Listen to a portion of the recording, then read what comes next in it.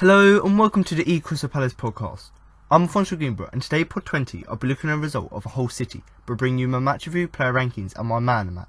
As well as this, I'm also going to bring you an exclusive interview with Alan Pardew, Fraser Campbell and Christian Benteke after the game. So let's begin.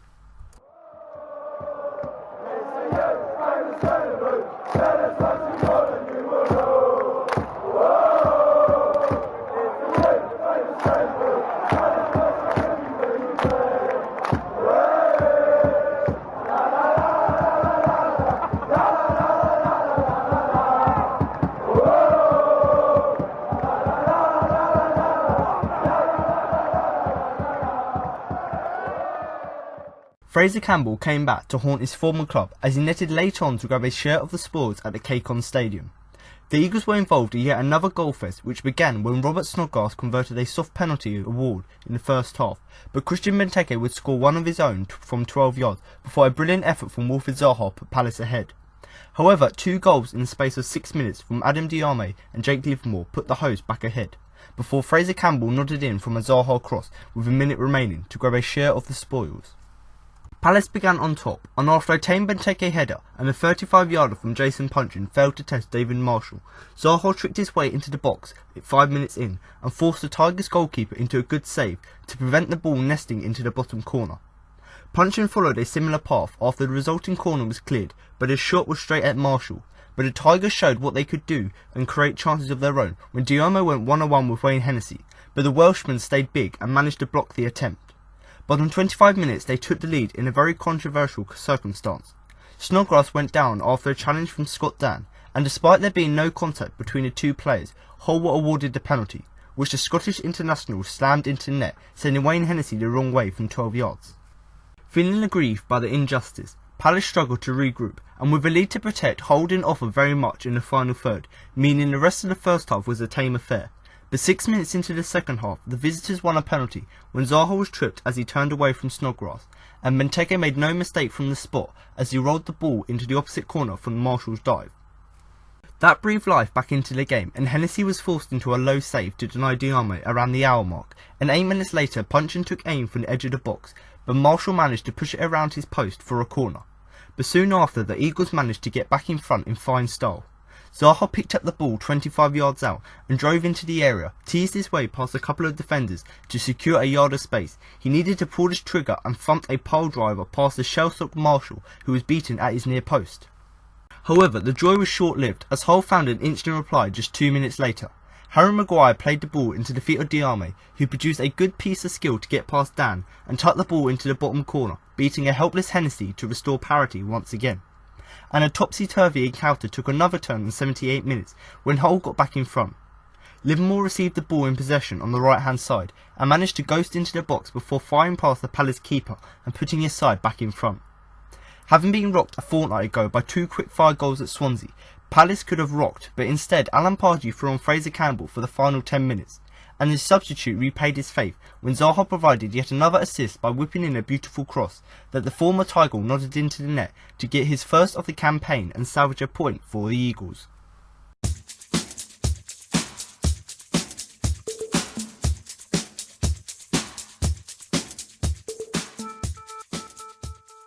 An action-packed thriller of a match featuring a combination of outrageous skill, disorganised defending, questionable refereeing and a contentious penalty decision saw Palace take a point from a match where they arguably should have taken all three.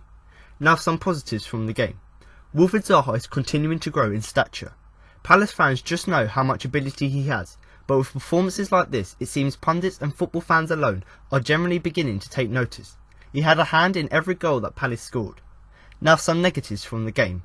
Palace's defending is still incredibly lackadaisical. It's not just the back line, but the entire team that needs to take responsibility.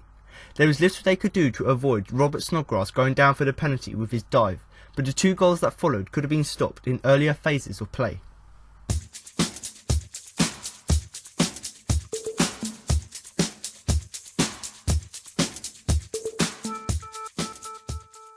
It was another rollercoaster afternoon in Crystal Palace's season as they drew 3-3 with Hull City at the Caicon Stadium on Saturday.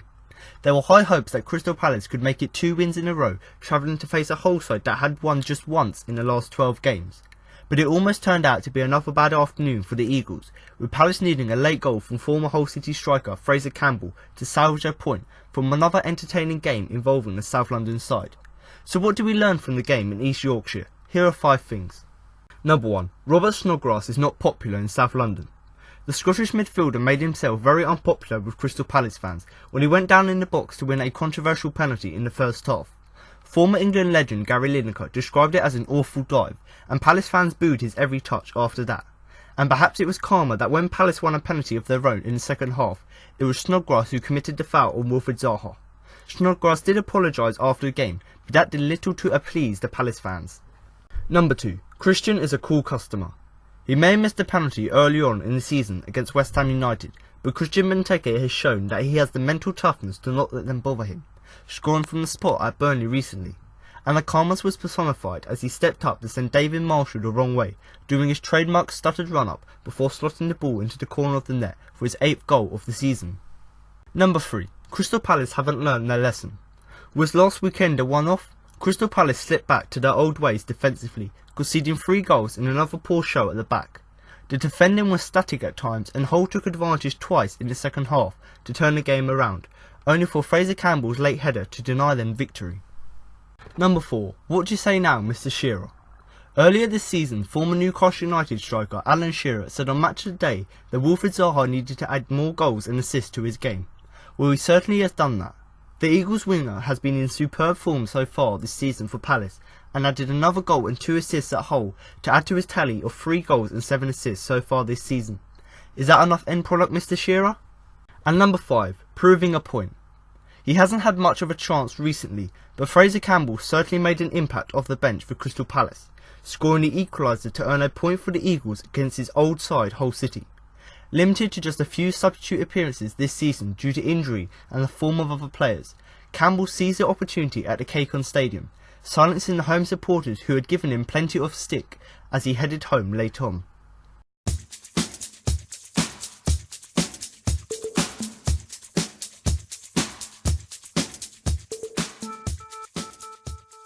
So now you've heard the match review, we're now going to move on to the player rankings. Before we start with that, don't forget to follow us on social media on Twitter and Facebook at Crystal Palace for all the latest news.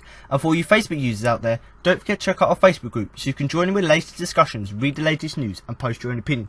So like I said there, if you do want to get involved with us and do want to follow us, then of course you can follow us on social media using both Twitter and Facebook, which you can of course find at Crystal Palace and in links below on the YouTube videos. But I would highly recommend you do follow us because we do regularly update it, both accounts with the latest news. So if you do want to keep up to date with all things Palace and hear what our editors from both Twitter and Facebook had to say about the game, then of course you can do give us a follow. And obviously if you're not listening to the video on YouTube and you don't have your notifications turned on, then of course you can go onto social media so you can get updates of when the latest podcasts are announced. So obviously you can follow us on both Twitter and Facebook, but for Facebook users there's another service you can use, and that is of course the Facebook group, which is very similar to Crystal Palace. It's literally called the Crystal Palace group. So if you do want to give us a follow on there, do join the group. You get accepted straight away, and obviously the reason you do this is because there's a lot of opinion on there after the game, so lots of fans including myself go on there after the game, post our opinion, whether it be about a player, whether it be about the game in general, whether it be about management, whether it be about transfers as well, because the transfer window is coming up.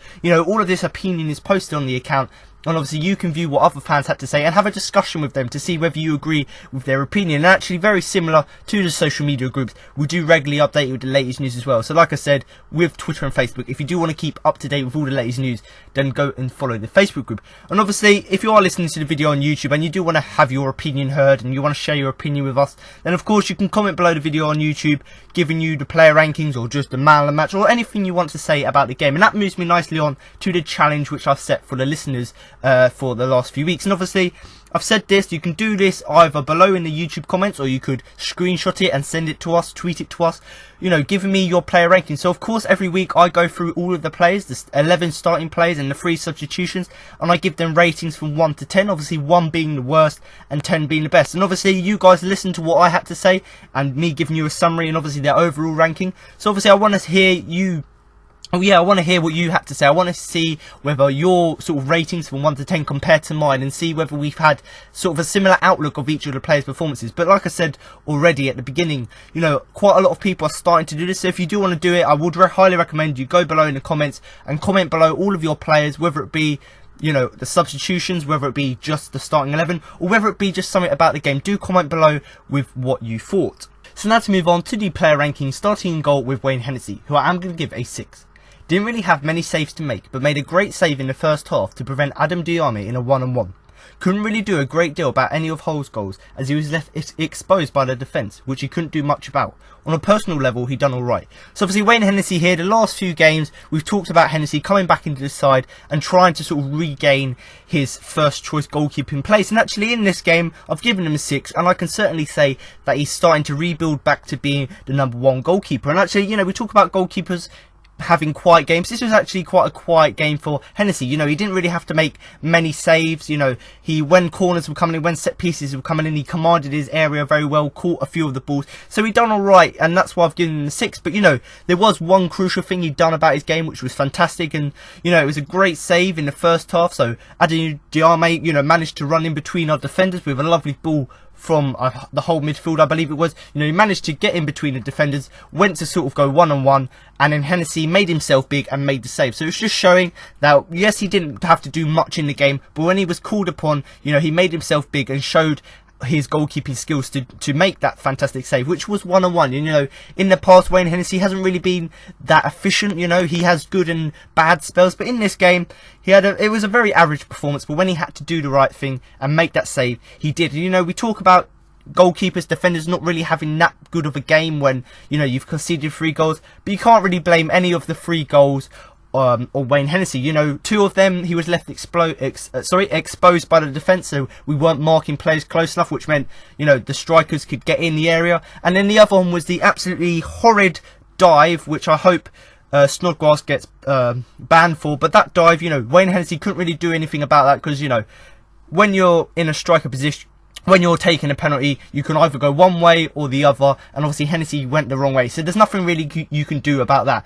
And, you know, I've said this already, 3 goals conceded, he couldn't really do much about it. And to be honest, he'd be quite happy on a personal level with his performance, you know, considering that he's come back into the starting 11, is putting in pretty decent performances, although he hasn't been tested properly yet, but he's making crucial saves when he has to, and he's quite commanding. And I think that's the reason he's becoming better at commanding, is because we've got, you know, he's better at commanding than Steve Mondonda, because English is his first sort of language. So he has that sort of good communication with the backline, which ultimately led to us dominating for some parts of the game, the fact that we had that partnership together. But, you know, Wayne Hennessy, a 6, you know, he didn't do anything spectacular throughout the game, done the basics right, you know, getting down low to make saves, you know, commanding in the area. But I must mention, you know, he did make that fantastic save halfway through the sort of the first half, 1-on-1 with Adam Diarmi, which ultimately did keep Palace on the game. And he will be happy on a personal level with his performance, because, you know, with Steve Mondonda out until sort of mid-January, hopefully he can re-establish himself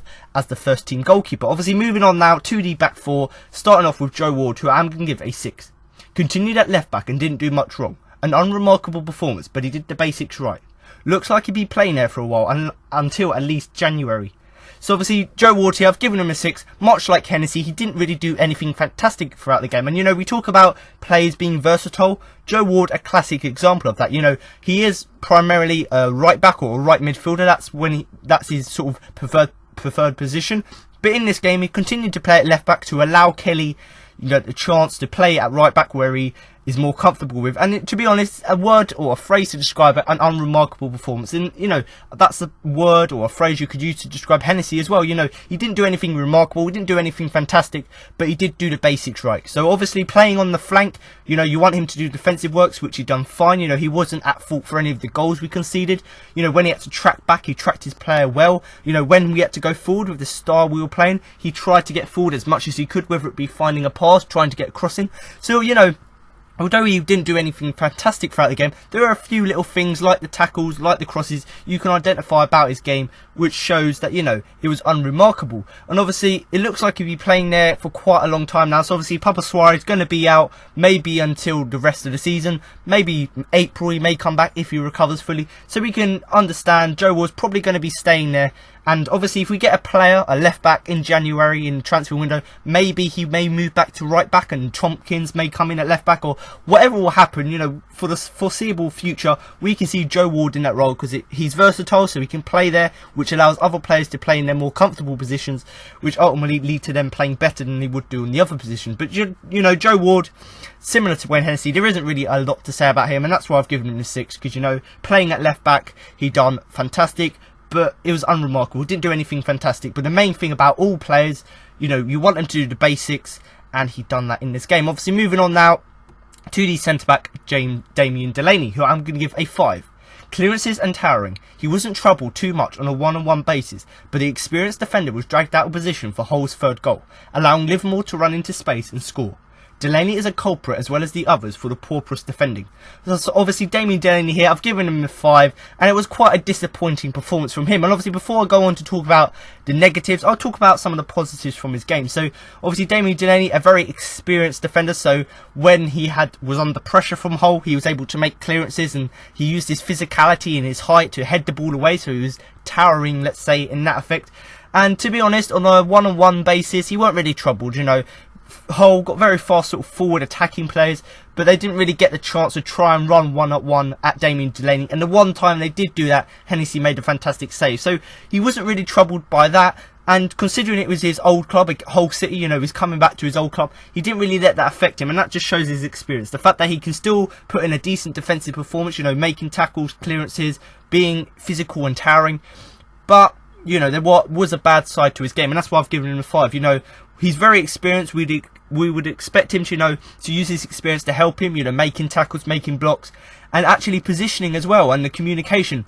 But, you know, unlike Joe Ward and Wayne Hennessy, he was at fault for one of Hull's goals. And the one I must highlight is the third goal. So, obviously, he is primarily a centre-back, but on this occasion, he decided to just move out of his position slightly to cover the area, which meant that it allowed room for Livermore, so Livermore ran into the space which Damien Delaney left, and obviously he scored from that. So, you know, Damien Delaney, we know he's got the experience, we know he's a very quality, a good defender, but, you know, in this game, he should be more aware of not leaving space where other members of the opposition can sort of take advantage of that. And, you know, we talk about the defence being the culprit for why Palace are doing so bad this season, and he is a culprit. You know, yes, he's come back in the side for only 2 or 3 games, but, you know, we would expect him to do better than we've seen, because we've seen what he and Dan can do, but they haven't really been showing us their best ability. And, you know, the word to describe our defence, you could either say lackadaisical, which is like sort of lacking enthusiasm, let's say, you know, defenders not marking close enough, not committing to their man, which both Damien Delaney and Scott Dan are culprits for, or you could describe it as pauperous. So pauperous just means, you know, we keep conceding goals. So both of them words, lackadaisical, pauperous, they both describe our defences very well. And I think, yeah, a word sort of to describe both our defenders. Our defensive performance as a whole, let's say the back four, you know, it was pauperous. We conceded 3 goals. Yes, we did draw the game, but it was very disappointing in that respect. But obviously, Damien Delaney, although he has experience, I've given him 5 because it weren't really a fantastic performance from him. Although he was a physical sort of height presence throughout the game with his headering ability, he shouldn't have been dragged out of position for Hull's third goal. And hopefully, in the next few games, he can have that little bit more awareness and use his experience to his advantage to make sure he would mark players closer in the next coming games. Obviously, now moving on to the captain, Scott Dan, who I'm going to give a 5. Dan looks like a player weighted down by the responsibility of the captaincy. He was a victim of a very harsh decision against him after a terrible dive by Snodgrass for the first goal, which also saw him get a booking for that foul on Snodgrass.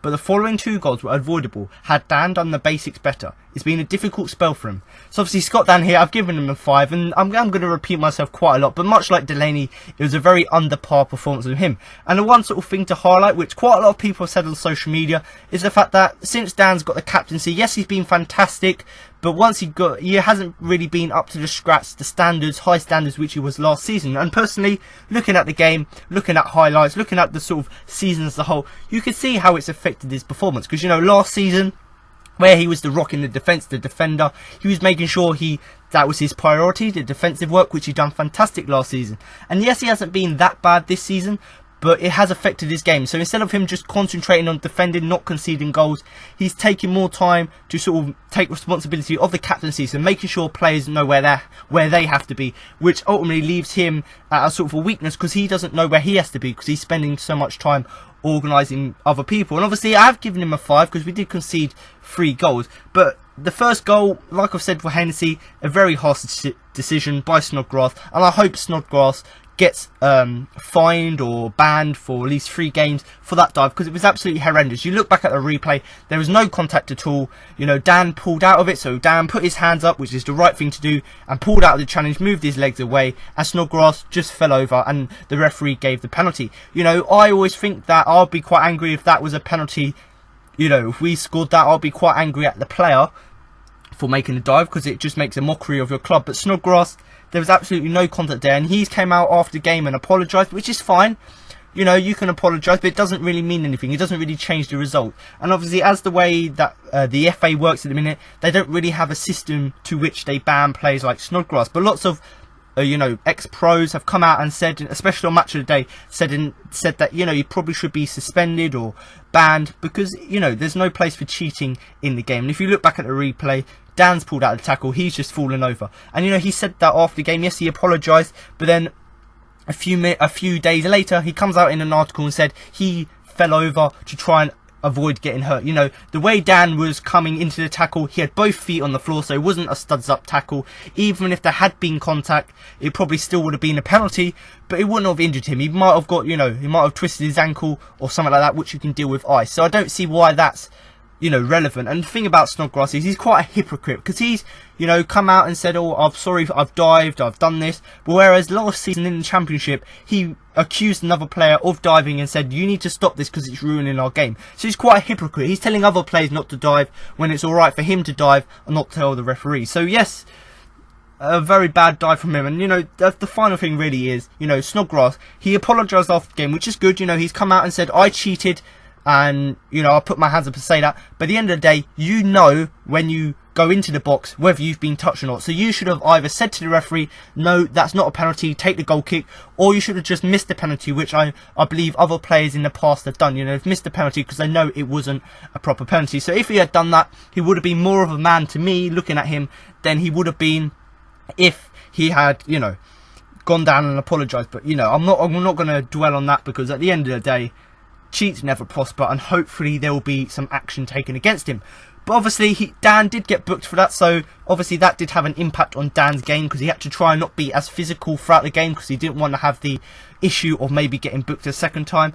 And, you know, that's putting him up into more cards. So obviously it was I was going to say fantastic, but that's not, you know, a fantastically taken mistake of a dive, whatever you want to call it, okay? That's what I'm going to call it, from Snodgrass, which meant that Dan, you know, got the booking, which means that because Snodgrass cheated, Dan's now got a card, so it means that when he gets a few more cards this season, he's going to be suspended, when actually he shouldn't be given a card, because he wasn't the one making the foul, Snodgrass was the one cheating. But obviously the following 2 goals, much like Damien Delaney, they could have been avoidable if Dan had done the basics better. And obviously we know Dan's a very experienced player, can make tackles, can make blocks, but in this instance, in this game, he should have, you know, used that experience to do the basics. So where, you know, when the ball was coming into the box, he should have been tightly marking his man to make sure he had nowhere to run. He should have been able to sort of get the ball away from him by making a tackle, and try, you know, to track back enough so he can try and get a block on that. And, you know, we talk about difficult spells for players, players coming in and out of form. You know, Dan is certainly a player who is out of form at the minute. You know,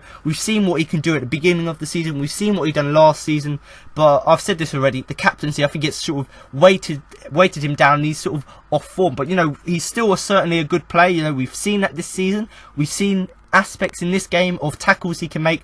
But obviously for the 2 goals, we can fault him for them, because if he had done the basics right, making the tackle or marking the man closely, we wouldn't have conceded them. But, you know, I think it's quite fair to give him a 6, because it was a 5, because it was a very, very under par performance from the captain. And hopefully in the next few games he can sort of use that responsibility of the captaincy to his advantage, to make sure he can command the other players, but also making sure he keeps control of his own game as well. Obviously moving on now to Martin Kelly, who's been a liability of late, but actually done pretty decent in this game, so I'm going to give him a 6. back in the team and played on the right side of defence, his natural position. We didn't expect him to play, but with Tompkins suffering a late injury, he returned to the side. Played on the right of a back three initially, then on the left. He was fairly solid, but didn't really get forward at all. Was taken off in the second half for Fraser Campbell. Obviously, Martin Kelly here, I did mention it at the beginning, he's been a liability of late. And in this game, he proved everyone who was criticising him wrong. Because, you know, he's come back into the team. And this time, instead of playing on the left, which is his weak position, he played on the right. And, you know, it was his natural position and he done alright with it. And obviously, we didn't expect him to play. We would have expected, you know, Alan Pardew to stick with the winning team, as the saying goes. So we would have expected, you know, James Tompkins to play on the right hand side with Joe Ward playing on the left.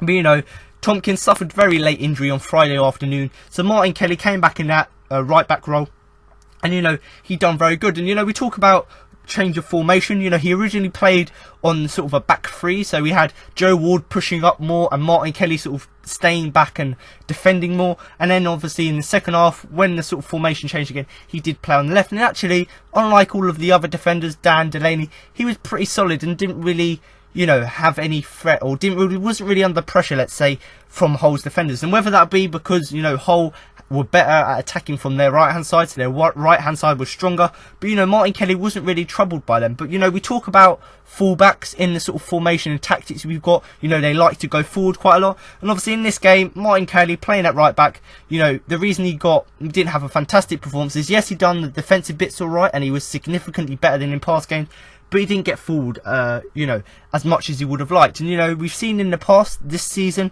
you know, he can get decent crosses into the area, get a lovely weight on them, but obviously we need him to do it more consistently now. So now he's sort of, I'm not going to curse it now, but now we've seen him, he can recover from his loss of form, he can come back stronger and put in a decent performance. Now we've got to see him, yes, do the defensive work, but also try and do the offensive work. And obviously he was taken off in the second half for Fraser Campbell, not because he had a bad performance, and not because of he lacked fitness, just purely because, you know, we wanted to try and attack the game, get the other goal, which ultimately the substitution who came on for him, Fraser Campbell, did ultimately score that. But, you know, Martin Kelly, a 6, one of the better defenders for the team, and a significantly better performance than in past weeks. And hopefully, with him now playing in his natural position on the right hand side, hopefully he can improve as the season progresses. Obviously, now to move on to the midfield, I'm just not really going to touch too much on the formation, because we played quite the sort of the basic formation which most Premier League team plays, and that is the 4-2-3-1. So obviously you've got your 4 defenders, and then you've got your 2 sort of defensive midfielders who just sort of sit in front of them, just protecting them, and then you've got your 3 attackers, obviously 1 sort of cam, and you've got your 2 wingers, and then you've got your 1 striker up front. So obviously that was the formation we used. Not really much to say about it, because it's sort of the more normal formation for most clubs. Obviously you've got the attack, or you've got the striker getting support from the wings and from behind from the cam, and then you've got the back line who are getting support from the 2 defensive mids. But obviously James McArthur and Joe Ledley were the partnering 2 defensive mids, and I am going to give James McArthur a 6. This is the kind of match where you need McArthur to impose himself on his opponents. He went about his business to a good effect, but in a quiet way. However, he didn't impose himself enough, and Hull had much more freedom in the centre of the park than they should have had. He is very underrated at times, a workhouse. So obviously James McArthur, I've given him a 6, because, you know, we would have expected him to do better in this game, because we know that he can impose himself. But, you know, considering he didn't sort of play, let's say, to his best abilities, he's still done a pretty good, decent job. And obviously we talk about players being composed, being imposed. McArthur did impose himself and try to do what he could in that sort of anchor role to help the team. And way to say this, he went about his business to a good effect. So yes, he done his job, he was effective at doing what he had to do, which was protecting the back line, but he done it in a quiet way. He wasn't really that effective. He didn't really have any big moments in the game where he done anything spectacular. So, you know, a very mixed performance from him, in the fact that you would have expected him to do better against the, opponents like Hull, but he still was imposed enough to make sure he could do his, you know, his work. But obviously he didn't do it to a spectacular fashion. But obviously we talk about players being imposed. He wasn't that much imposed as we know he could be. So we know he plays with quite a high intensity. He's normally the workhouse, let's say, of the team, constantly putting pressure on the team. But in this game, he gave Hull too much freedom in the centre. So, you know, obviously he's playing in front of the back 4, so he's got to try and contain Hull. And yes, he done that on certain occasions, but there were certain times, especially where the goals happened, where he wasn't imposed enough and wasn't marking Hull close enough. And I must say, you know, when he got taken off in the second half, we did go on and concede 2 goals. So if you look at that sort of as a stat, it just shows how crucial he was to the way we played, because he was quite important in protecting the back line, but also supplying the attackers. But obviously we talk about him being a workhouse, you know, doing very good with his high press game. And he is very underrated at times. You know, him sort of with Zaha and Benteke have been our 3 best players this season. And, you know, the only word I can say to that is a workhouse, because, you know, he does everything that you want him to do, pressing players down, you know, making tackles, making quite good runs of finding passes.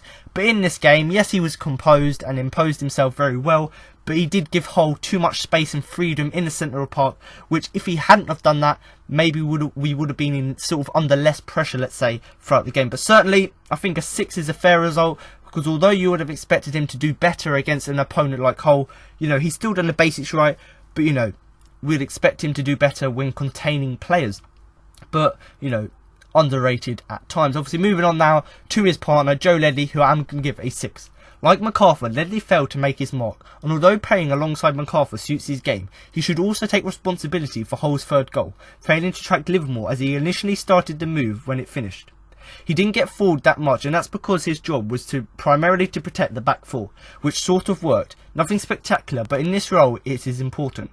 So obviously Joe Ledley here, very similar to McArthur, they were both playing in the anchor role, and they didn't really have as much of an impact on the game as they would have liked. And we talk about partnerships within the team, you know, Benteke, Zaha, Dan Delaney, you know, Joe Ledley and McArthur was quite a good combination. And, you know, we know that Joe Ledley's much stronger playing with McArthur, and McArthur's much stronger playing with Ledley, and it did suit his game very well. And although he played well against McArthur, they battled well, you know, at defending Hull and trying to sort of give protection to the back line. Although they did that well and tried to contain Hull, you know, he must take responsibility, Ledley, you know, for Hull's 3rd goal. You know, where he's playing that defensive role, he's got to make sure he's tracking players back. And obviously, in that occasion, Livermore was allowed too much space in the edge of the area. He ran into the box and finished it. So if he had, you know, been more aware and tracked the player's run and tried to mark him closer, he probably wouldn't have been able to take that shot, Livermore, in the box, and he maybe wouldn't have scored. But, you know, every player makes mistakes, and you can't really just sort of criticise him just for that, because throughout the whole game as a whole, you know, he done pretty good in that defensive role. And like I've said, since he's come back and played with McArthur, that sort of McArthur-Ledley role, that sort of partnership works quite well, because, you know, one could maybe go really defensive and almost be like a 3rd centre-back. The other one could push forward more, but obviously they do communicate quite well together and make sure they're doing defensive work. But obviously we talk about him being quite a good attacking threat. You know, he's already scored the goal this season, but much like the back 4 and sort of especially the right and left backs, he didn't really get forward as much as he would have liked. So we know how good of an attacking threat he is. The fact that he's got very good awareness to get on the end of headers or crosses to score headers, and the fact that he's quite good at long shots, and we've seen that this season. But, you know, in this game, his tactic was imposed by Alan Pardew to stay and protect the back 4, which he did do, and it sort of worked throughout the game. You know, we managed to contain Hull for most of the game. But ultimately, there was a few occasions, like where Livermore was allowed too much space, where it didn't work. And, you know, much like McArthur, he done nothing spectacular throughout the game, but his role is important. You know, he gives that protection to the back line. But, you know, we might expect him to do something spectacular, whether it be a lovely long ball for an assist or something like that.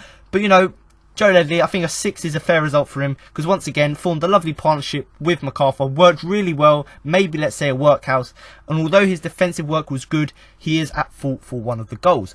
Obviously, now to move on to the front three, I could call it a front three, or just call it the 3 attacking mids. Obviously, Jason Puncheon, Wilfried Zaha and Andros Townsend. Obviously, Jason Puncheon playing the cam role, I am going to give him a 6.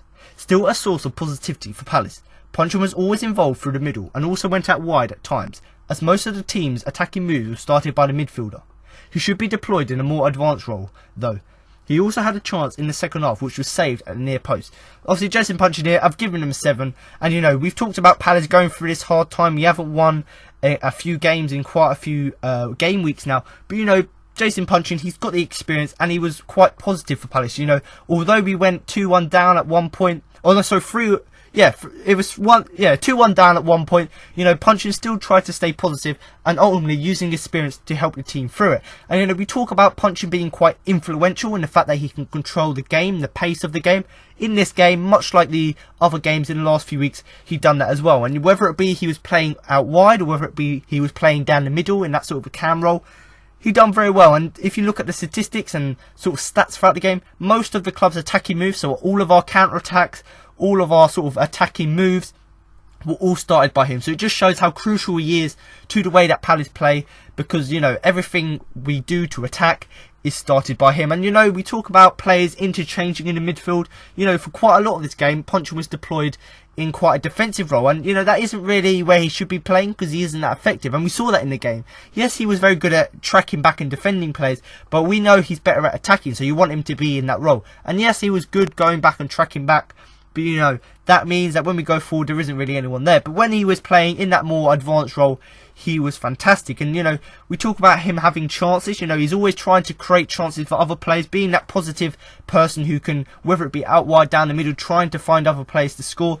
You know, in this game he had a few chances of his own, one of them notably being the chance in the second half. So got a lovely pass from the Palace midfield, managed to dribble into the area, had a shot, tried to sort of tuck it into the near post bottom corner, and obviously it was safe. So just showing that when, yes, he's good at supplying other players, getting assists, finding passes, you know, trying to get crosses in, it just shows that when he has a shot on goal, when he weaves inside, he can still do that, you know. And I must say, that chance, quite a nice powerful shot on it, very good save by the whole goalkeeper. But you know, he's just showing once again, I must highlight it, that yes, he's always looking to supply other players, but when a chance comes through him and when he can create his own space, he can create his own opportunities. So obviously Jason Puncheon, I think a 7 is a fair result for him, because you know, we talk about players sort of shining through hard times. Jason Puncheon, classic example of that. You know, he's the most positive player for Palace, keeps going even when we were 2-1 down, 3-2 down. You know, he kept going, tried to get the team involved. And you know, he done well with that, whether it be he was playing wide or in the middle, he still tried to get involved with the attacking moves by Palace. And if you look at the stats, like I said already, he was involved with most of our attacks from the midfield. But you know, a good performance from him. Maybe would have had more of an impact on the game if he was played in a more advanced role, but hopefully this experience he's got can help him to grow into an even better player, and hopefully he can help us to come out of sort of this difficult time with his experience he has. Obviously, moving on now to the sensational player which we call Wilfried Zaha, who I'm going to give a 9. A sensational performance. Won the penalty to bring Palace level and scored an incredible goal which almost broke the net to give Palace the lead. Then crossed the ball for Campbell to win Palace a point. The unquestionable man of the match. He's by far Palace's best player this season. Red hot form for the winger. And it looks like England are the ones to miss out. So obviously, Wilfried Zaha, where to start? It was an absolutely outstanding, sensational, and I must say world-class performance by him. So the main sort of 3 things he done throughout the game, other than his sort of attacking threat as a whole, you know, he won the penalty to get Palace level, you know, lovely trickery inside the box, got tackled by Snodgrass, so won the penalty. He scored an absolutely incredible, fantastic goal, you know, rifled into the top bins of the net after he used a bit of skill to get past players and put the shot across the goal. And I must mention here that when he almost broke the net with that goal. And if you look back at Match of the Day, they said that the ball went at 60 miles an hour. I don't know how anyone could ever hit a ball at 60 miles an hour, but it was quite impressive, and that just adds to the sensational sort of part of his performance. The fact that he hit a ball that hard, which gave, you know, got Palace back into the game. And obviously we talk about him assisting players. Once again, he's proved how much of a good player he is. The fact that he found Fraser Campbell to score, you know, that lovely cross, you know, lovely counter-attack started off by Ledley, who passed the ball to Puncheon. Lovely control from Puncheon to find Zaha. Zaha with a lovely weighted curling effort into the area, and Campbell was aware to finish it and obviously win Palace the point. So once again, he's showing how much or how crucial he is to the team. The fact that when we're sort of in a down position, much like Puncheon, he's a very positive impact on the side, keeps going till the end, and ultimately that led to him, you know, getting a lovely assist for Campbell. And you know, we talk about man of the match.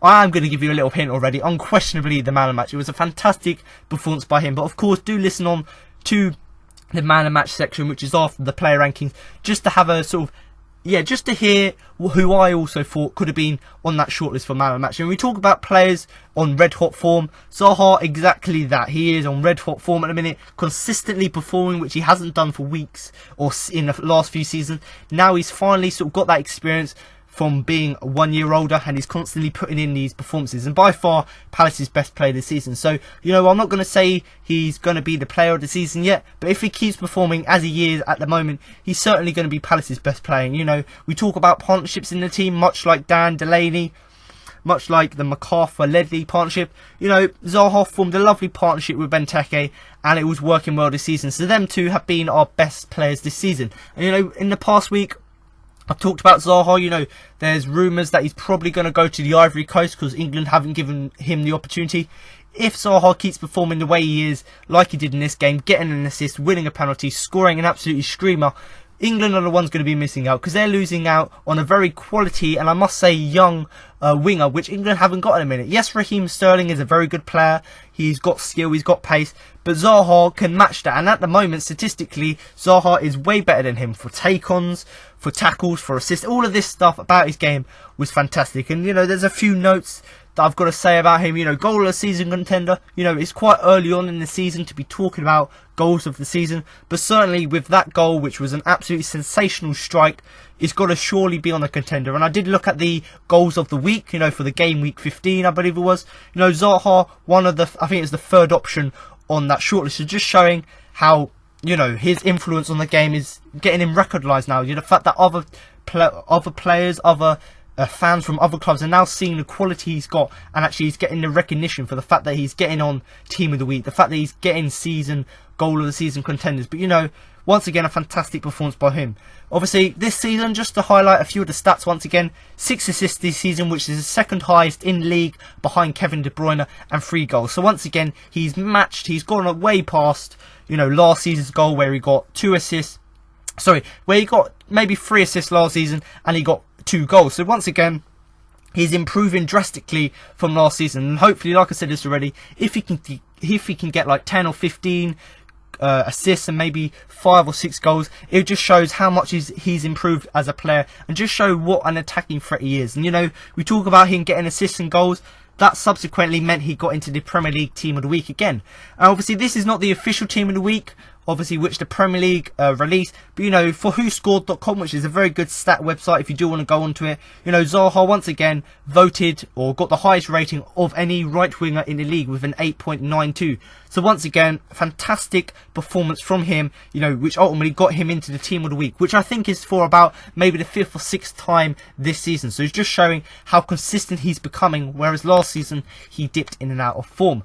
And obviously, the last sort of thing to mention about Zaha, you know, I've had him in my fantasy team. I've been loyal to him, you know, I've given him the captaincy, and this week he paid me off. So obviously, I'm in a league with a few people at school, and, you know, the person in first place was leading by quite a lot of an advantage. And, you know, he had maybe 20, 30, 40 point advantage on me. But, you know, now I've narrowed it down to 3 points, and that is mainly because of Zaha. Zaha, with a fantastic performance, getting the goal, getting an assist, and because he got double points, I had a total of 32 points from Wilfried Zaha. So just showing once again how crucial he is, not only to the actual Palace team, but to my fantasy team, and the fact that he saved it by sort of bridging the gap between first and second place down to 3 points. So hopefully, if he can perform against Man United, against Chelsea, and, you know, he can get me more points, and where he's the captain, I'm staying loyal to him, and hopefully by getting double points I can regain points in my fantasy team. But once again, Zaha, if you are listening to the podcast, thank you very much for saving that fantasy team, and hopefully with you keeping performing like that, you'll keep the captaincy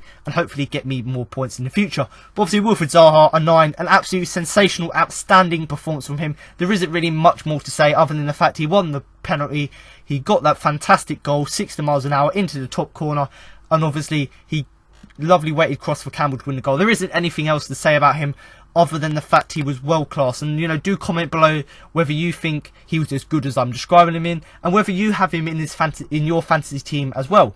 Obviously, now to move on to Christian Benteke, who I'm going to give an 8.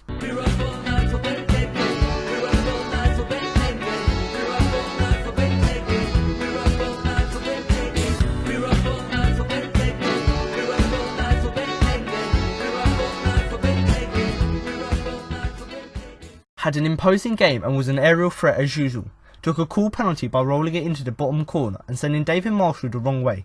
He also should have had another penalty too, but referee Mike Jones turned it away as Palace's appeals went running. So obviously Christian Benteke here, I've given him an 8, and as you can see, much like Zaha, they were absolutely outstanding throughout the game. And obviously the thing about Benteke, you know, a word I like to describe his performance is imposing. You know, he had a very good impact on the game, and that was sort of reflected in the fact that he got the goal and the fact that he was quite cool when he took it. And obviously, we talk about Benteke. Yes, he scored the goal with his foot, but once again, as usual, he was an aerial threat. And obviously, we talk about him being good from corners, from, you know, crosses coming in. But in this game, his aerial threat was used in a different way. And obviously, in the last few weeks, he's had a bit of criticism for not defending well enough from set pieces and when, you know, Palace were defending.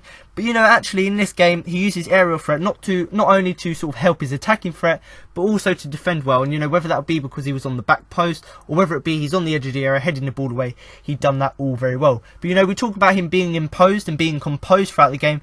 You know, that was reflected in the fact that he took a very cool penalty. You know, he rolled it into the bottom corner, done his sort of standard sort of stuttered run up where he looks straight at the goalkeeper, sends it in the wrong way, and then, you know, he puts it into the bottom corner, which shows the composure, the fact that he didn't sort of collapse, let's say, under the pressure and miss the penalty. And, you know, ultimately that led to him having quite a good game. You know, that sort of the fact that he scored the penalty meant that for the rest of the game he had quite good morale, and actually he continued to be having a good performance. And obviously he's got a goal in this game, but he really should have had another goal. You know, we talk about controversial refereeing decisions in this game. Another one of them was with the penalty. You know, yes, we won the penalty from Zaha. Lovely trickery for him to get into the box.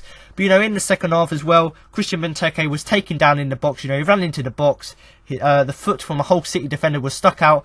Benteke fell over it. You know, sort of the whole fender sort of clipped him, let's say, and he went down. But obviously Mike Jones didn't really give Palace's appeals sort of any doing. He just sort of gave it off for the goal kick. But certainly, if he had won that penalty, he would have had an even better performance. Would have got another brace if he had scored the penalty, which meant that, you know, he would have progressed to 9 goals this season. But, you know, once again, he, unlike other players, he stayed composed when he took the penalty, used his skill to send Marshall the wrong way, which once again just shows how much skill he has. Yes, people say he can only score goals with his head, but this game he showed that he's just as good as scoring goals with his feet, because he stays composed when under pressure, and ultimately that led to him scoring the penalty. But obviously Mike Jones, if the decision had gone the other way, he could have had an opportunity to get his goal tally up to obviously 9. But obviously talking about goals and stats, you know, he's so far this season he's had 8 goals, which is absolutely fantastic. I think, you know, last season our top goal scorer in the Premier League was, there was a joint, I think it was 3 or 4 players who had 5 goals in the Premier League, but Benteke's already gone past that. He's gone way past that, up to 8 goals, which is fantastic. He's showing that the £30 million Palace paid for him was absolutely a bargain, because he's a proven Premier League goal scorer. He's scoring goals, you know, almost every week, and he's just shown once again what a good attacking threat and sort of yeah, I don't know how to describe him, because he's very let's say he's very crucial to the way Palace plays. You know, the fact that he's got that aerial presence, the fact that he's got that attacking threat, just shows how much of a good player he is. So obviously we talk about, you know, Zaha being the one to assist players, and Zaha is the one to score fantastic goals. But Benteke, yes, he's scoring loads of goals for Palace, which is good. You know, he's got 8 goals, and I believe it may be 14 games, which is an absolutely fantastic turnover for a Palace player, considering, you know, our top goal scorers in the last few seasons have only had about 5 goals. But much like Zaha, he's now adding assists to his game. And obviously he didn't get an assist in this game, but in past games he's got assists, and in this game, where he's trying to link up with different players, he did ultimately, you know, have a few chances where he helped other players. But once again, Benteke, 8 goals this season, 1 assist, is turning out to be quite a good bargain at £30 million, because he's finally repaying the money that we paid for him, and just showing us every week, week in, week out, what a good attacking threat and crucial asset he is to the team. But obviously Christian Benteke, an 8, an absolutely outstanding performance from him. Obviously not as good as Zaha, but certainly a contender for the man of the match, because, you know, he was very composed, very imposed on the game, scored the penalty which got Palace back into the game, and was unlucky not to have his own penalty as well. But, you know, once again, he scored goals with his feet, he scored goals with his head. Fantastic performance from him once again. And obviously, I've talked about stats. If you do want to have more sort of detailed stats, do listen on to the man and match part of the podcast, which does follow up in a few minutes, because I give stats on both Zaha and Benteke's season so far, and there are actually quite interesting stats which once again show what good attacking assets they are to the team. Obviously now moving on to the final player of our starting 11, Andros Townsend, obviously playing on the left hand side, and I am going to give him a 4. Had such a poor performance that when Alan Pardew opted to make changes at half-time with the formation, Palace fans weren't surprised to see him go off for left-back Zeki Fries. His place has got to be majorly under pressure now. It's time that Andros Townsend stepped up like Zaha. So obviously there, Andros Townsend, he was a very difficult player to describe because he had such a poor performance that he didn't really do anything spectacular, and you know, there isn't anything he'd done throughout the game which was good, so I can't really highlight that. And other than the one assist or the one sort of cross he tried to get into the area which was blocked, there wasn't really anything he did throughout the game. And you know, much like myself and other fans, I weren't really surprised when Pardew at half time decided to change the formation and change the team up. I weren't surprised to see Townsend go off. You know, he had such a poor impact on the game. He didn't really have any attacking threat, much like Zaha and Benteke. So ultimately, he was sort of dead wood in the team. He weren't really doing anything to help us. And you know, we weren't surprised to see him go off for Zeki Fries. Zeki Fries, yes, he played as a left back or a left wing back, and we sort of changed to a 3 at the back formation. But ultimately, you know, Zeki Fries, on the little time he was on the pitch, maybe 20-30 minutes. Oh no, he came on at half time. So yeah, the 45 minutes that Zeki Fries was on the pitch, he done much better than what Townsend did in the 45 that he was on it. And you know, we talk about players' positions being on the front, you know, like Wayne Hennessy, you know, he's coming into Steve Mondonda's place, trying to reclaim that post, that being the first team goalkeeper. We talk about Joe Ward and Martin Kelly may lose their positions when Tompkins comes back. You know, we talked about Tompkins may find it hard to get into the team. Martin Kelly, if he continues to be a liability, he may be at risk. But Andros Townsend really is the crucial player in the team that is, you know, really under threat recently. You know, he hasn't really been performing well. He's been a bit of a disappointment, really. You know, we paid £30 million for him, expecting him to do fantastic. And yes, he started the season quite well, and he's played well in internationals for England. But, you know, we expect more from him. We know how good he is. We know what he can do. But he needs to try and add that more to his game. And like I said, in this game, he had one good chance, one cross, which was deflected. So, other than that, he was very quiet throughout the game, and that's why I've given him the 4. But obviously, we talk about players stepping up and trying to aspire to be like other players. You know, Andros Townsend, classic example of that. He needs to step up and try and be like Zaha. You know, Andros Townsend was much like Zaha was much like him last season. You know, Zaha, yes, he had a few goals and a few assists this last season, but he was sort of in and out of form, whereas this season he's completely in form, and that's because, you know, he's learning from other players. He's using his experience to try and be more consistent. And Andros Townsend, you know, it's time that he done that. They're about the same age, they play similar positions. It's time that Andros Townsend looks at himself and goes, okay, I need to be more composed in games, and hopefully that can result in him having, you know, better impact on the game. And there actually, if you do want to look at an article on the Croydon Advertiser website in the Crystal Palace section, there's a really good article about Zaha and about Andros Townsend and about how them two contrast. You know, the fact that Zaha was much like Townsend last season, but he changed his ways, tried to change the way he plays, and that led to Zaha being a better player and now being classed as maybe world class with his performances. And if Andros Townsend does that, which we know he can do, we've seen the ability he's got, then he can have a much better game. But Andros Townsend, a 4, a very poor performance from him. There wasn't really anything to highlight it, and to be honest, myself included, with other fans, we weren't really surprised to see him go off. And obviously, we talk about he got taken off for Zeki Fries. I would really love to see Zeki Fries. You know, he hasn't had a lot of chance in the team, but from what I've seen this season from him coming off the bench, I would love to see him start. You know, he gives good attacking threat for Palace. You know, he's got a fantastic left foot, which we're missing from the team at the minute. He's very good at crossing, and obviously where he is a left back, he defends as well. And that's the sort of only thing that I can credit Townsend for, is the fact that when sort of we're under pressure, he'll go back and track back and defend, much like Zaha. But that's the only thing that Townsend really had in this game, which was a real asset. Everything else, from an attacking perspective, was very poor from him. But, you know, certainly I would love to see Zeki Fries, you know, come back into the team, because yes, he hasn't been given a chance, but I think if he does get given a chance, he'd once again be a good attacking threat, getting crosses in on his fantastic left foot, and obviously where he's a sort of defender, he'd be good at tracking back as well and making crucial tackles. But Andros Townsend, a very disappointing performance from him. Obviously, now moving on to these substitutions, Zeki Fries, Yohan Cabaye and Fraser Campbell. So obviously Zeki Fries, I'm going to give him a 6. I've talked about him already, but he was sent on at half-time when Palace changed the formation to sort of wing-back formation with a 3-5-2. Fries came on the pitch, obviously being an attacking fullback, he came on to play the wing-back role, and he did quite a reasonable job.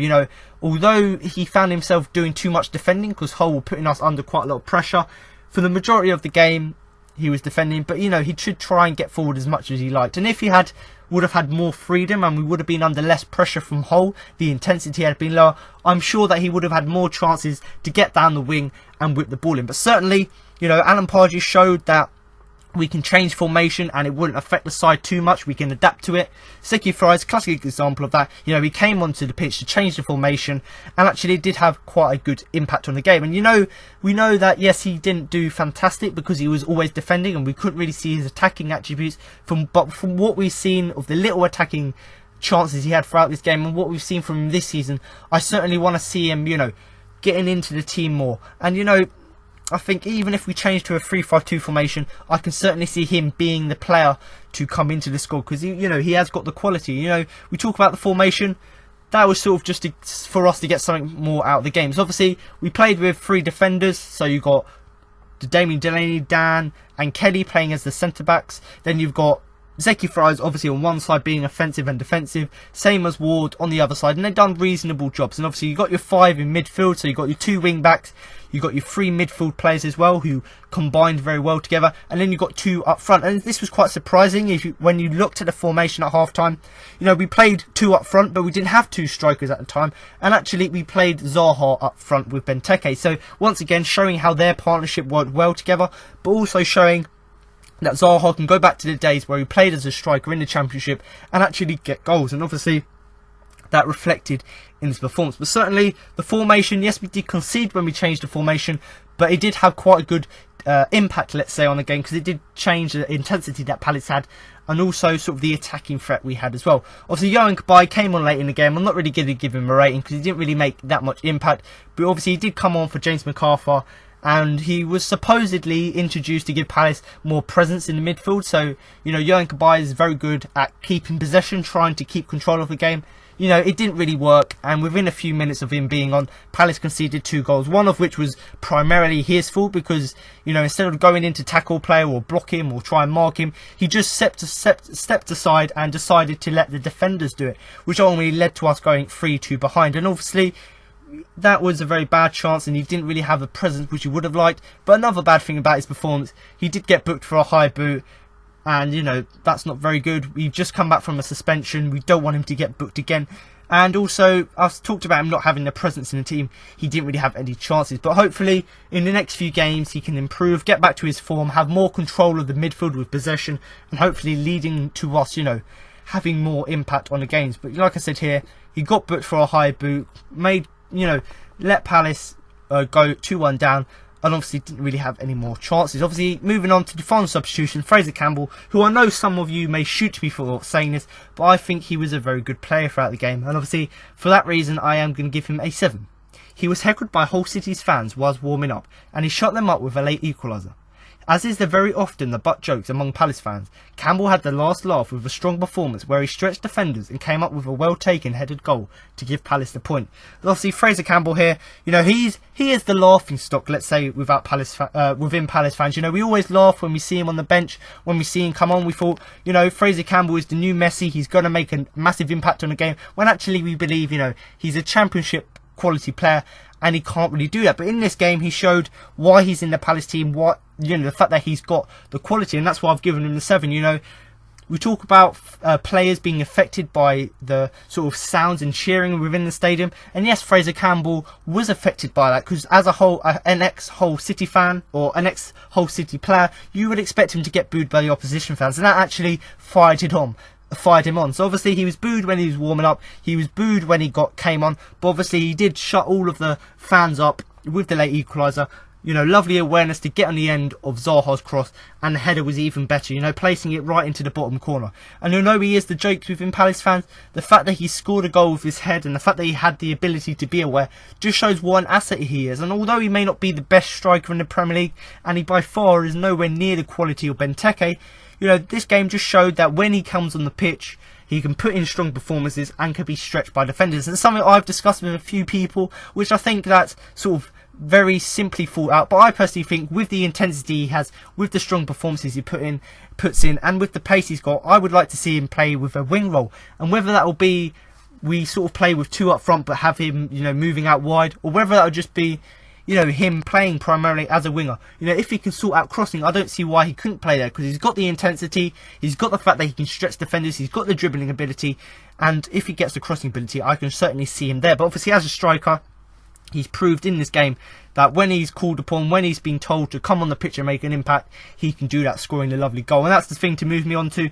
You know, a word that we don't use very often is an impact sub. You know, you expect substitutions to come on the pitch to not only, you know, to make an impact, but to make, you know, to sort of work out fitness. But in this game, Fraser Campbell was brought on not for fitness reasons, but for the fact to make an impact, and he came on, done exactly that, scoring the equalising goal. And a question I put to you, which I've discussed with a few people on Twitter, and I know a few people have mentioned it: could he form a partnership with Benteke? So we saw before Connor Wickham got injured that he formed quite a nice partnership with Benteke. You know, Wickham and Benteke playing off each other, you know, one being quite physical, one being faster than the other, and that worked quite well. And I can see Fraser Campbell, although he isn't very physical, Benteke is physical, so you've got two opposite, which works to our advantage. Maybe Campbell could play off Benteke so he could run onto the ball with his pace, and the fact that Fraser Campbell has got that pace would mean that because Benteke isn't that fast, they could work well together. But certainly do comment below with what you think and whether you think Benteke can form a partnership. But once again, you may shoot me for this, and I must say he is on the shortlist for man of the match.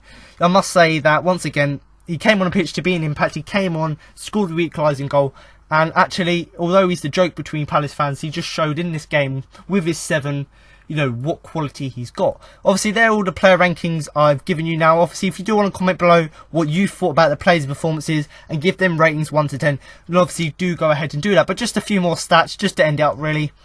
You know, Wilf, Benteke and McArthur have contributed to 27 of Palace's 27 goals this season. The only bright sparks this year. So once again showing how these three players, Wilfried Zaha, Christian Benteke and James McArthur, have been crucial to the way Palace have attacked and played this season. Obviously 24 goals in 27 out of our 27 we've scored. So you can say that them three players alone are the bright sparks of Palace this season and are crucial to the way we set up. So obviously there's just a few stats there just to go sort of sum up the game. The midfield, once again, quite a poor game. I would give them a 6, you know, didn't be committed enough, didn't make tackles, and ultimately that led to us conceding 3 goals. The midfield slightly better than the defence, and yes, they were at fault for some of the goals with players once again not marking close enough, not being composed, leaving players with too much space.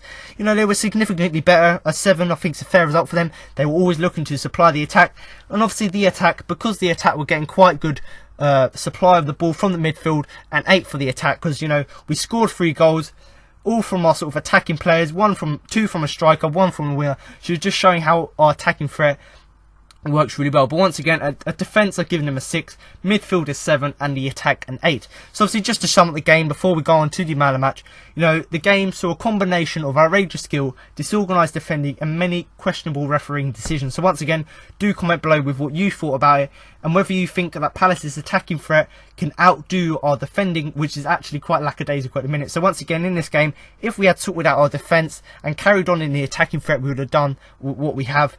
We would have had a better result.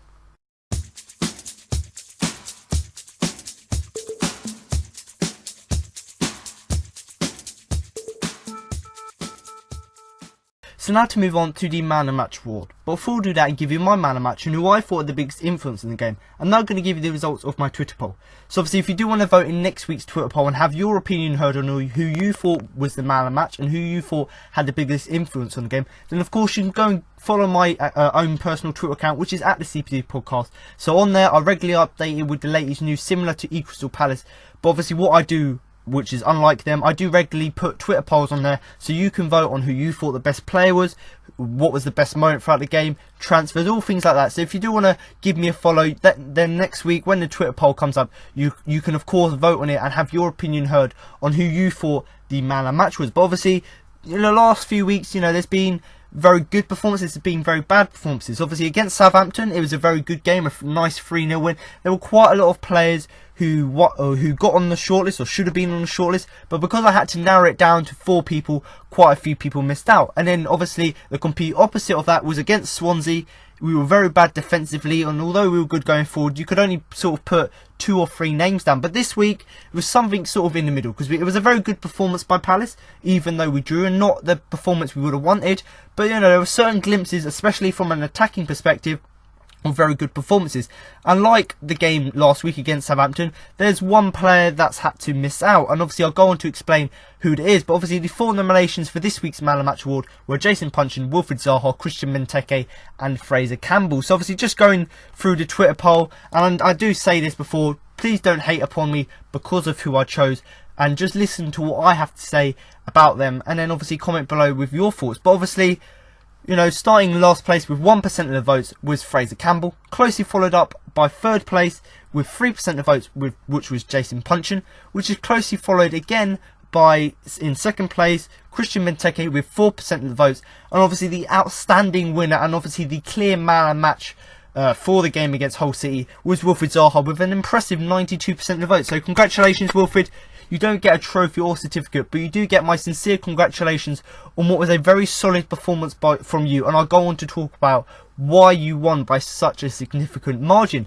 But obviously, just sort of to go through the game as a whole, I've talked about players missing out. This game was a very mixed game in the fact that there was a lot of outrageous skill, good attacking intent from both teams, but both teams were very disorganised defensively, and there was quite a lot of refereeing decisions which went against Palace, which ultimately led to us drawing the game. And obviously this didn't affect these 4 players, because I thought from an attacking perspective, the fact that we had the skill, the fact that we were offensive, meant that we had quite a good control of the game, and you can see that from the fact that the 4 nominations are attacking players. So just to sort of touch on them, and you've heard it in the player rankings, but the reason I've put the likes of Puncheon, Zaha, Benteke, Campbell in here is not because of their performance as a whole, but their attacking performance. So before I go on and talk about individual performances, the reason these players are on there is because of their attacking contribution to the side. Obviously, starting with Jason Puncheon, a very good source of positivity for Palace.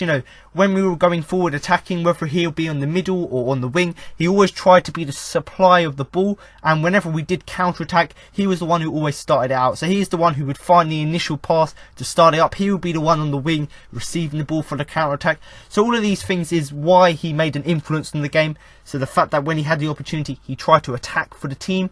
And also, we know he plays in a defensive role recently, where he's interchanging roles. But, in this game, when he was playing the more advanced role, he had an impact on the game. The fact that with his offensive ability, he was able to make use of it. And obviously, talking about offensive chances, in the second half, he made a lovely weaving run into the area on a counter-attack, I must mention.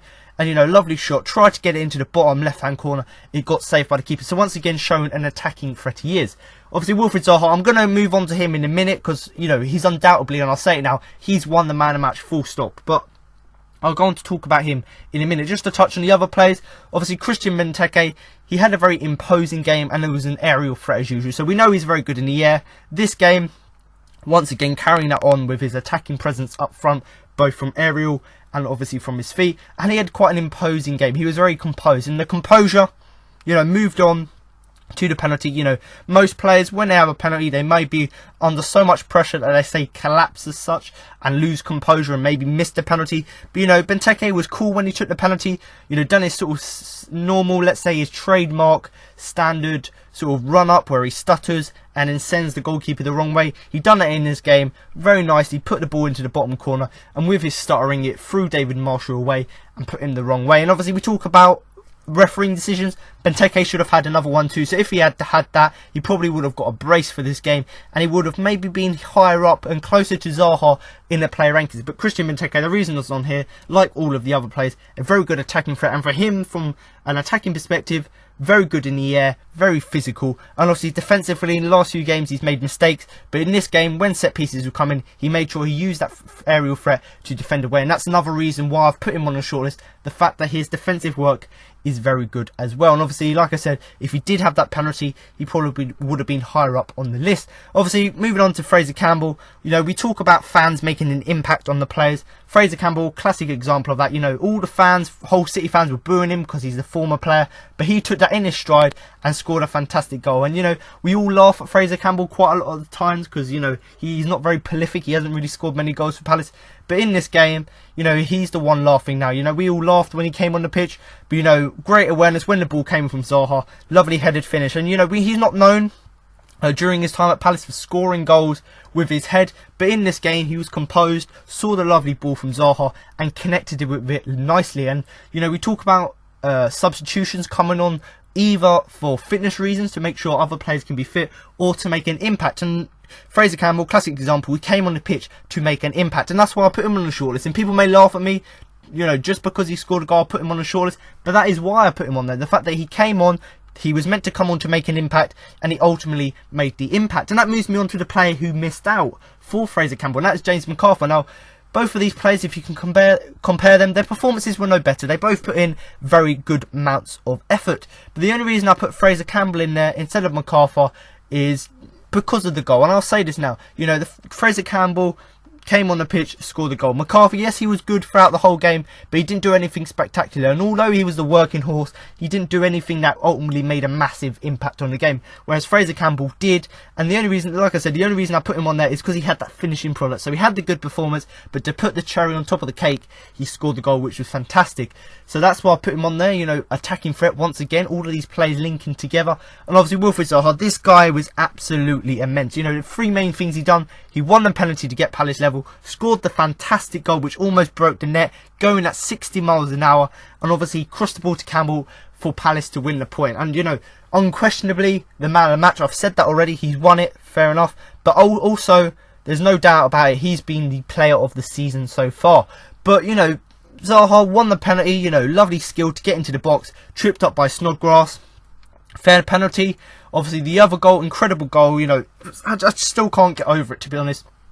Ball got whipped in by a corner, headed away. Zaha, lovely control on the edge of the area, dribbled into the area, and then put this thunder shot right into the top corners, top bins of the net. Almost broke the net with a 60 mile an hour. I don't know how he hit it at 60 miles an hour, but he hit it 60 miles an hour into the top corner. And for that goal alone, which is a contender for the goal of the season, I must say, for that alone, that's why he's on the shortlist. And obviously 92% of people agreed with me for that reason, because he scored the goal, the fact that he got assist, the fact that he won a penalty, all of this just added to his attacking game. And like I said already, he's unquestionably the man of the match. He's won it, fair enough, that's very good from him, but the player of the season as well. You know, he's been fantastic throughout the season, and I dare to say this, I think he was world class in this game. And Alan Pardew came out after the game and said that if he was playing like this every game, then he probably, you know, would be playing for the likes of Real Madrid, Barcelona. And if he carries on like this, putting in world class performances, I don't want him to go personally, but I can see him being linked with them type of clubs, because it was that sort of performance, a very class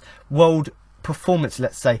But you know, Zaha, the reason he was on there and the reason he won it is just because he was absolutely fantastic. The goal was fantastic, the lovely weight on the cross was even better, and obviously the fact that he won the penalty just makes it even better, because it got the justice for the injustice we got from the penalty. But you know, I talk about Zaha being a good player, but just look at the stats. You know, I'll read a few stats here. You know, so far this season he's had 61 take-ons, which is one of the highest in the league, 25 tackles won, which shows he's doing defensive work. He's created 21 chances, so once again showing the attacking threat he is. He's had 6 assists and 3 goals this season, so once again showing, yes, he can score goals, very good, you know, attacking threat, but with the 6 assists and the sort of 2-3 penalties he's won this season, it's just showing that he's not being greedy and he's trying to help other players as well. But you know, undoubtedly the man of the match, and them stats just show, you know, he's one of the best wingers at the moment in the Premier League and also in Europe. If you look at the stats, in Europe's sort of top 4 leagues, he's up there for take-ons, goals, assists, everything like this. Obviously, a few more stats about other players. Christian Benteke has won the most duels in the Premier League this season with 144. Second is Wilfried Zaha. So once again, Wilfried Zaha, a very good attacking threat with 126. So there's a significant gap between Benteke and Wilfried Zaha, but it's showing how that sort of partnership is working really well and how them working together, that sort of connection is getting Palace goals because they're working very well together. But obviously, Christian Benteke 144, significantly higher than Zaha, just showing how much of a slightly more better attacking threat he is. But the fact that they can win duels shows how good of an attacking threat they are. The fact that when they can run at players, try and get past them to create more chances. Obviously, we've talked about Wilfried Zaha having 61 take-ons in the season, which shows he has the skill to get past players. And that is, in second place is Eden Hazard, who is proving himself as a world-class player. But the fact that Zaha's competing above the likes of him, I'm sure that in maybe a few months' time, if he continues to compose himself like he is, I can see him, being up there as being world-class at the minute. And, Eden Hazard had 57 take-ons, Zaha had 61. So like Benteke with duels, he has a little bit of an advantage over this player, which shows once again how much better he is than other players in the league. And obviously we talked about Benteke being an attacking threat, and that's from headers, and that's why I've put him on the man of the match shortlist. The fact that he has an aerial presence.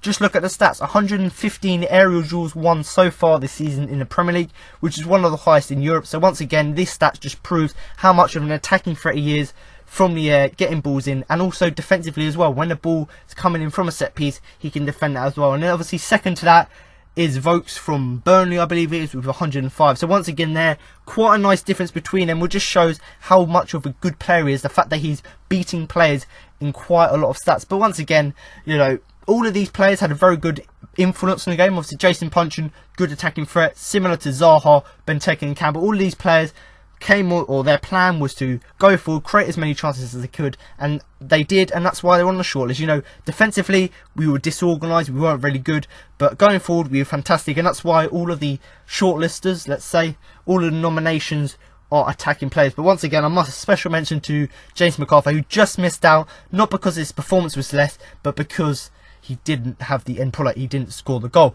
But Wilfried Zaha, you're the double winner of this week's Man of the Match poll. Congratulations, you win my poll, the Twitter poll, and at the moment you're world class. So if you continue on this form, scoring goals, getting assists, creating chances, taking on players, then I'm sure you're going to develop into an even more better player. But once again, all of these players were good, but Zaha absolutely world class throughout this game. So now you've heard my match report, player rankings and my Man of the Match. That concludes this week's podcast. Now I've got an exclusive interview with Alan Pardew, Fraser Campbell and Christian Benteke following the game. Christian, another crazy game. What's the feeling in the dressing room after that? I think we are all disappointed because after 2-0 up, we have to keep the result and things that we didn't do. And Wilfried Zaha with an incredible goal today. Just how good is he playing at the moment? I think it's at the moment one of the best strikers in the league. And it's a shame for him. Like when you score this kind of goal, you want to get the triple with you, and we didn't do the job. And we're gonna take this point and just look forward for the 2 big games that are coming up. I suppose the one positive is the team's scoring a lot of goals at the moment. I think it hasn't been a massive problem since I'm here. Because we got some great strikers, great wingers, and we just have to work on our defensive job. And it's not just about the defender. I think it's. You scored 7 goals in your last 2 away games. It's certainly not boring watching Crystal Palace away at the moment, is it? Yeah, for the neutral, it's probably great to watch, but for ourselves, we'd like to keep clean sheets better. And like saying, we're scoring freely, and if we can keep a few more clean sheets, we'll win more games. Yeah, 7 goals, but only 1 point from those 2 games. And as you say, at the moment, the defence looks a little bit leaky. Yeah, in the past, we've always prided ourselves off, being hard to beat, and we've fallen away from that a little bit. But we got a great result last week, and it's important today that we didn't get beat, to build on a bit of momentum that we're getting. So You know, it's disappointing not to come away with 3 points, but, you know, a point at the end of the day is better than nothing. And for you coming on as a sub, a few boos from the home crowd, obviously you spent a season on loan here. Did that spur you on a little bit? Nah, you know, what spurs me on is my team. You know, people are entitled to their own opinions, but I've got fond memories of my time at Hull City, so you know what that affect me. Alan, great character from the team to fight back right at the end there. Can we get your thoughts on the game? Well, it was a bizarre game because I thought we started the game very well. We lost Tompkins to injury, which was a bit of a blow to us. And the first goal, we've been robbed really. Terrible dive really that gets a reward. I felt sorry for the referee actually because in real time it looks like he has clipped him. And then we had some difficulty with the shape. We changed the shape. We got back into the game. We took the lead. And in all of this, we've got a player on the pitch who could have played for anyone today. Wilfried Zaha was unbelievable today. And he caused them problems all day. We got ourselves a lead with an unbelievable goal from him. And we should have seen it out. And we couldn't. And that is where our issues lie. A couple of individual errors in there. And, you know, from the Southampton game, that's a bit disappointing. But again, the character, Fraser comes off the bench, trains like a real pro every day and gets his reward. Comes on, gets the pace of the game immediately, affected the game. We got the equaliser and we should have had 2 more penalties today. The referee is, as I say, I felt sorry for him for the first one, but there was 2 others, one before they got their 3rd goal and one I think it was at 3-3 on Christian. 2 blatant penalties, he's got to call him. You mentioned about making the change at half-time, move to 3 at the back. Is that the kind of thing that you work on a little bit in training so it's always up your sleeve if you need it? Well, it's not so. We did something pre-season and involved in that, but you know, it was a question of the opposition today.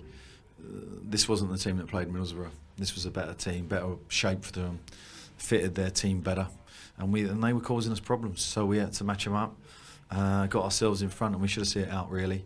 But I'll take a point today under the circumstances. And finally, as you said, James Tompkins was missing. Is there an update at all on him?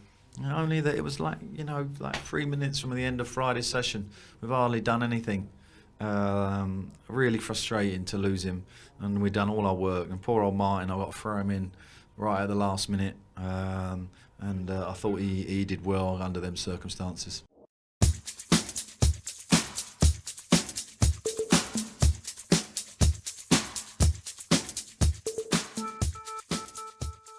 So there you have it. Now you've heard what Alan Pardew, Fraser Campbell and Christian Benteke had to say after the game. That concludes this week's podcast for the game against Hull City. But make sure to come back next week for my post-match review of the game against Manchester United. So thanks for listening and remember to up the Palace.